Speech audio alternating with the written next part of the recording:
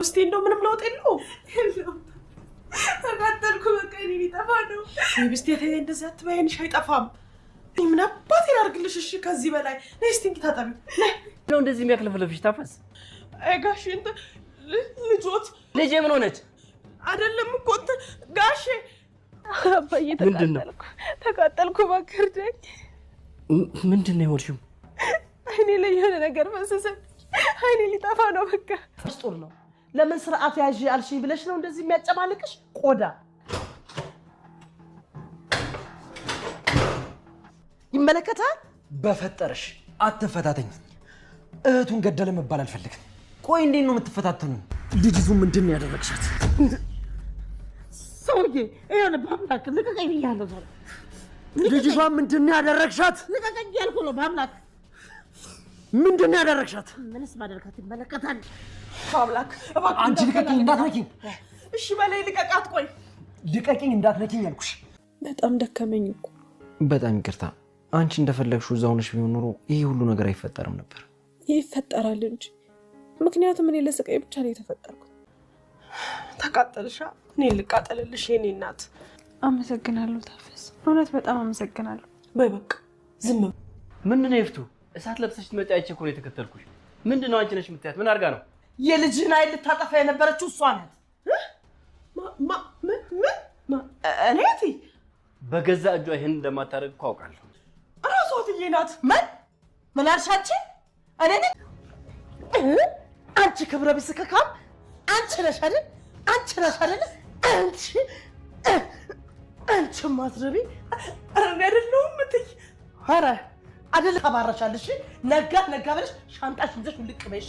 ሰላም ጤና ይስጥልኝ ወደ ቻናሌ ቤተሰቦች ሰላማችሁ ይብዛ። በዓለም ዳርቻ ያላችሁ ወገኖቼ በሞላ ዛሬ ደግሞ ህብስት ድራማ አዝናኝና እንዲሁም ደግሞ በህብስት ዙሪያ አሳዛኝ የሆነውን የቤተሰብ ድራማ ይዘን መጥተናል ማለት ነው። ቪዲዮውን እስከ መጨረሻ በማየት ተከታተሉኝ እያልኩኝ ዛሬ ላይ የወይዘሮ ይስራ በህብስት ላይ አይኗን ለማጥፋት ያደረገችው ጥረት አልተሳካላትም። ሆኖም የቤት ሰራተኛዋ ታፈስ መድኃኒቱን እንዴትም እንዳየቻት ባይታወቅ በውሃ ቀይራባት ነበረ። ሆኖም የተወሰነም ቢኖረው ታዲያ ህብስትን አይኗ ላይ ስታርከፈክፍባት በጣም እያቃጠላት ነበረ። ሆኖም አይኔ ጠፋ ብላ በጣም አዝና እያለቀሰች እሷም ታዲያ ንዴቷን እንደዚህ ነው ያቃጠልሽኝ ተቃጣይ በማለት እየተደጋገመች ስትረጭባት ነበረ። መድኃኒቱ አይኗን የሚያጠፋ መድኃኒት ነበረ የገዝታ ያመጣችው። ሆኖም ዛሬ ላይ ታዲያ ታፈስን የእሷን ጩኸትና የእሷን ትዕዛዝ ቤት ውስጥም ሆነ የምትሰራው ታፈስ አሁን ላይ ከቤት እንድትወጣ ወይዘሮ ይስራ አዛታለች። አለም ደግሞ በተደጋጋሚ እንግዲህ ስልክ እየተደወለበት ነው። ማን እንደሚያስፈራራው ባይታወቅም የስራ ስልክ ነው በማለት ከባለቤቱም ዞር ብሎ እያናገረ ነበረ። አሁን ላይ ታዲያ አብነት የህብስት ጓደኛ ባደረሰበት ጥቃት ከሐኪም ቤቱም ወጥቶ ቤት ውስጥ ነው ያለው። ስለ ህብስትም እያሰበ ነው ያለው። ታዲያ በአምላክም የግዴታ ህብስትን መጠበቅ ስለነበረበት ወደ ቤት ተመልሷል። በሰማን ጊዜ ታዲያ ህብስት አይኗ ላይ አደጋ ደርሶባት አባቷ ወደ ሐኪም ቤት ይዟት እንደሄደ ሲሰማ እህቱን አንገቷን አንቋት ነበረ። ሆኖም ህብስት አይኔ ተቃጠለ እያለች ስትጮህ ወይዘሮ ይስራ ተቃጣይ እንደዚህ በማለት በሩን ዘግታባት ትሄዳለች። ታፈስም ብትሆን እትዬ ምን እያደረግሽ ነው? አረ ልጅቷን እንዳትገልት በማለት በር ላይ ቆማ ነበረ። ሆኖም እንግዲህ ታፈስም ሴትዮዋን ስለምትፈራ ተሷ ትዕዛዝም ስለማትወጣ ህብስትን ለማዳን እንኳን አልቻለችም ነበረ። ሆኖም ታዲያ ታፈስ አሁን ላይ ህብስትን በመርዳት ላይ ነበረች። ሆኖም አሁን ላይ ወንጀለኛ እሷን ወደ አድርጋ ከቤት ለማባረር የወሰነች። ታፈስም ታዲያ እባክሽን አትጉዳት በማለት በር ላይም ቆማ ስትማጸናት ቢያንስ ፈጣሪሽን ፍሬ እንዴት ዝም ብለሽ ይችን ምስኪን ልጅ ትጎጃታለሽ በማለት በጣም እየተጨነቀች ነበረ። ሆኖም ታዲያ ዛሬ ድብደባ ደርሶባት ህብስትን በረዳችና ባገዘች ከቤት ለመባረር ችላለች። ወይዘሮ ይስራ ታዲያ መድኃኒቱ በውሃ እንደተቀየረ ስትሰማ በጣም ትናደድና ማን ነው ሊቀይር የሚችለው? ግን ደግሞ ታፈሱ ናት። ታፈሱ መድኃኒቱን ገዝታ ስትመጣ ስላየቻት እሷ ናት በውሃ የቀየረችው በማለት በጥርጣሬ ማንስ ሊቀይረው ይችላል በማለት እያሰበች ነበረ ከመኝታ ቤቷ። ለምን ቢሆን ልጅ ተቃጠለች በማለት ታፈስ ስትነግረው አፋፍሶ ወደ ሐኪም ቤት ወስዷታል። ሐኪሞቹን በተናገሩት አይኗን የሚያጠፋ መድኃኒት ነው። ነገር ግን ከዋጋ ጋር ስለተደባለቀ ለአሁኑ ላይ ጉዳት አላደረሰባትም ሚለውን ስትሰማ ይፍቱ ስራ አሁን ላይ ታዲያ ታፈስን ቆይኔ እሰራልሻለሁ በማለት እየዛተችም ነበር። ወደ ኩሽናም እየተንደረደረች ሄዳ ታፈስን አንገቷን ታንቃታለች። ታፈሱም ታዲያ እኔ ምን አደረግኩሽ እትዬ በማለት ራሷንም ለመከላከል ሙከራ ብታደርግ እንዴት በእኔ ላይ ትቀልጃለሽ? በመንገዴ ጣልቃ መግባት የለብሽም። ይሄን ሁሉ ብር አውጥቼ የገዛሁት መድኃኒት አንቺ እንዴት በኋላ ትቀይሩ ትችያለሽ? በማለት ልታውጣጣት ሞክራ ነበረ። ሆኖም ኧረ ስለምንድን ነው የምታወሪው? እኔ ምንም የማውቀው ነገር የለም እባክሽ እትዬ ተይኝ በማለት ታፈስም ትናገራለች። ሆኖም መድኃኒቱን በአግባቡ ሳሰጫት ተነስታ በእግሯ በመሄድ ላይ ናት። አሁን ደግሞ የአይኗን ብሌን ላጠፋ በሞክር አንቺ በመንገዴ ገብተሻል በማለት ነበረ ድብደባውም የደረሰባት። ታፈስ ወይዘሮ ይፍቱ ስራ አንገቷን አንቃ ስታንገላታትና ስደበድባ፣ ሆኖም እንግዲህ በነጋቱ ቤቱን ለቃ እንድትወጣ ተፈርዶባታል። አቶ አለምም ሲጫጫሁ ወደዛ ይገባል። ታዲያ የአይንህንም የልጅህን አይን ልታጠፋ የነበረችው ይችትልህ በማለት ወይዘሮ ይፍቱ ስራ ትናገራለች። ሆኖም ታዲያ በአንቺ ትዕዛዝ እንጂ እሷ ብቻዋን እንደማትፈጽመው አውቃለሁኝ። አሁን መጫጫሁን ትታችሁ እኔ ጩኸትና ግርግር ሳልቸኩል ታፈስ ወጣች ማለት ከዛ ቤት ህብስት ለከፍተኛ አደጋ ትዳረጋለች። እስካሁን ድረስም ታፈስ ስትከላከልላትና መድኃኒቱንም ቀይራ ለሷ ሰጥቻለሁ በማለት ለወይዘሮ ይስራ ህብስትን እያዳነቻት ነበረ። አሁን ላይ ግን ምናልባትም ከቤት ለቃ ከወጣች የፍቱ ስራ ህብስትንም ለማጥቃት ይመቻት ይሆናል። ታዲያ ማንም ሳያያት ህብስትን እያስገደደች መድኃኒቱንም ቢሆን ልታበላትና የባሰውን በሽተኛ አርጋ ልታጥመልምላ ልታስቀምጣት ትችላለች። አሁን ላይ የአይኗ መጥፋት ሳይሳካላት ቀርቷል። ነገር ግን ደግሞ ቀጣይ ላይ የምታደርገው ነገር የፍቱ ስራ ተንኮል ማለቂያ የለውም። ህብስትን ጥምጥ አርጋ ይዛታለች። ታዲያ አሁን ላይ ታፈስም ከዛ ቤት ከወጣች ምናልባትም ህብስት ከፍተኛ አደጋ ውስጥ ልትገባ ትችላለች። ሆኖም አቶ አለም ነገሩን ሊያበርድና ታፈስ ከቤት እንዳትወጣ ሊያደርጉም ይችላሉ። ወይም በአምላክም ቢሆን ታፈስን ከቤት እንዳትወጣ ለእህቱ ማስጠንቀቂያ ሰጥቶ ቤት እንድትቀመጥ ሊያደርጓት ይችላሉ። አይኗን እስከ ማጥፋት ድረስ የደረሰችው ይፍቱ ስራ ህብስት ላይ የምታደርገው ተንኮል ከባድ ነው። ሆኖም ታዲያ አሁን ላይ ታፈስ ከትንሽ ዋጋ እንኳን ደባልቃ የሰጠቻት መድኃኒት በጣም አቃጥሏታል አይኗን። አቶ አለምም አሁን ላይ ቢሆኑ የሚስታቸውን ስራ በትክክል አውቀዋል። ከአንቺ ሌላ ይሄን ነገር ሊያደርገው አይችልም በማለት ከህብስት ጎንም እየቆመ ነው ያለው። ምናልባትም አሁን ላይ ትንሽ ርህራሄ ተሰምቶት ህብስትን ከዛ ቤት ሊያወጣትም ይችላል። ግን ደግሞ እሱም ቢሆን በአምላክ አብነትን እንድታገባና ንብረቱ የሱ እንዲሆን ብቻ ነው የሚፈልገው።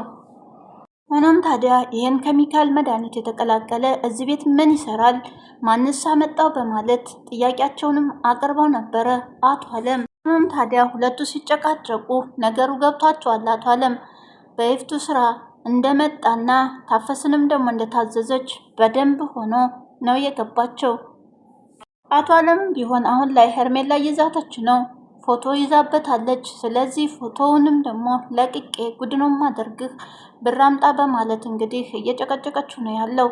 እሱም እኔን ማን እንደሆንኩ አላወቅሽኝም አድርጊውና አሳይሻለሁ በማለት መልስ ይሰጣታል። ታዲያ ሄርሜላም ጆሮ ላይ ጠርቅማበታለች። ብሩን ካላመጣ ፎቶውን አደባባይ እንደምታወጣና እንደምታዋርደውም ዝታበታለች። አብነትም ቢሆን በፍጥነት ህብስትን እንዲያገባ ተነግሮት ነበረ። ግን ደግሞ በአባላዘር አማካኝነት ተወግቶና ጉዳት ደርሶበት አሁን ላይ ቤት ውስጥ ነው የሚገኘው። አቶ አለም ታዲያ አሁን ላይ በውጥረት ነው ያለው። ገንዘቡን በአንድ በኩል የራሱን ለማድረግ ህብስትን በአስቸኳይ ለአብነት መዳር አለበት። ሆኖም ታዲያ አሁን ላይ ቤት ውስጥ ያለው ወከባና ከውጭ ደግሞ የሄርሜላ ማስፈራሪያ፣ ሆኖም ታዲያ የአብነትም አሁን ላይ ጉዳት ላይ ስለሆነ ግራ ተጋብቶት ከማንኛው እንደሚቆም ተጀካክሯል።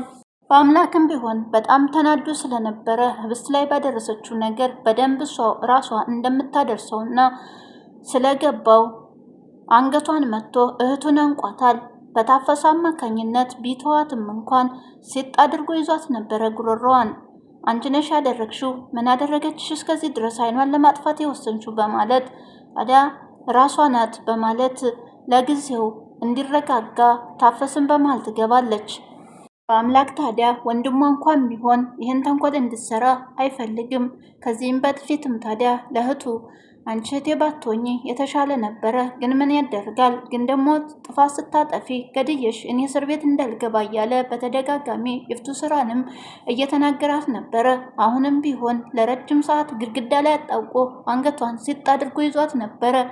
ሆኖም ታፈስ በመሃል ገብታ ባትገላግላቸው ኖሮ በጣም በንዴት ውስጥ ነበረ። ይፍቱ ስራ እልህ እየተጋባች ነው። ለእሷ እንዴት ልትቆምላት ቻልክ? ወድሃት ነው ወይ? በማለትም ጥያቄ አቅርባለት ነበረ። አዎ ወድጃታለሁ፣ እሷን እንድትጎጅብኝ አልፈልግም እንደ ማንኛውም ሰው በማለት ወዲያውም ደግሞ ይመልስላታል። እውነቱን ተናገር፣ እውነት ወድሃታል ወይ? በማለት ይፍቱ ስራም ትናገራለች። ወንድሟ አዎ በማለት መልሶላታል። አሁን ላይ ለህብስት ያለው ፍቅር፣ ስለዚህ እህቱን ሲጥ አድርጎ አንገቷ ላይ ይዟት ነበረ። ሆኖም ታዲያ አሁንም ቢሆን ማስጠንቀቂያ ሰጥቷታል። ዳግመኛ አጠገቧ ብትደርሺ ከዚህም በኋላ አንቺን አጥፍቼ እህቱን ታፈስም ታዲያ የወይዘሮ ይፍቱ ስራን የተንኮል ስራ እያከሸፈችባት ነው ያለችው። ሆኖም ለባምላክም ቶሎ ድረስላት ለህብስት መድኃኒት ገዝታ መታለች በማለት ደጋግማ ብትደውልለት በአምላክ ደግሞ ከአብነት ጋር ስለነበረ ስልኩን አላነሳላትም።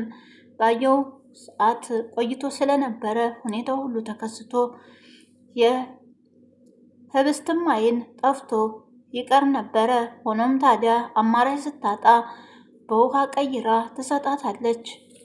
በአምላክም ቢሆን በአብነት መጎዳት የተነሳ ከሱ ጋር ስለነበረ ማን ይደውል ማንን ስልኩ ላይ በፍጥነት አላየውም ነበረ።